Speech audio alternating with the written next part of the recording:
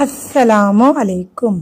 حضرت سلمان رضی اللہ تعالیٰ عنہ فرماتے ہیں کہ ہم لوگ حضور صلی اللہ علیہ وآلہ وسلم کے ارد گرد بیٹھے ہوئے تھے کہ اتنے میں حضرت ام ایمن رضی اللہ تعالیٰ عنہما آئی اور انہوں نے کہا، یا رسول اللہ، حسن اور حسین رضی اللہ تعالیٰ عنہما گم ہو گئے ہیں۔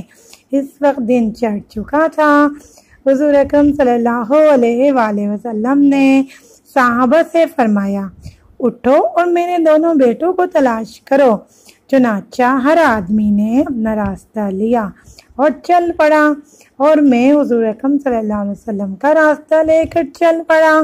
حضور اکرم صلی اللہ علیہ وآلہ وسلم چلتے رہے یہاں تک کہ ایک پہاڑ کے دامن میں پہنچ گئے تو دیکھا کہ حضرت حسن اور حضرت حسین رضی اللہ تعالی عنہما ایک دوسرے سے چمٹے ہوئے کھڑے ہیں، اور پاس ہی ایک کالا ناگ اپنی دم پر کھڑا ہے، اس کے منہ سے آگ کی چنگاریاں نکل رہی ہے۔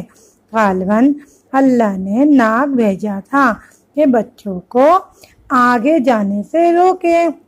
حضور اکرم صلی اللہ علیہ وآلہ وسلم جلدی سے ناگ کی طرف بڑھے۔ اس ناگ نے حضور اکرم صلی اللہ علیہ وآلہ وسلم کو مڑ کر دیکھا اور چل پڑا اور ایک سوراخ میں داخل ہو گیا۔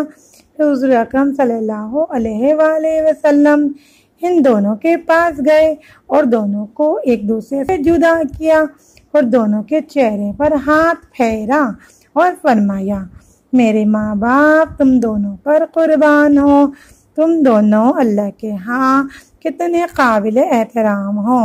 پھر ایک کو دائیں جانب اور دوسرے کو بائیں کندھے پر بٹھا لیا۔ میں نے کہا، تم دونوں کو خوشخبری ہو کہ تمہاری بہت ہی عمدہ سواری ہے۔ حضور اکرم صلی اللہ علیہ وآلہ وسلم نے فرمایا، یہ دونوں بہت عمدہ سوار ہیں، ان کے والدین دونوں سے بہتر ہے۔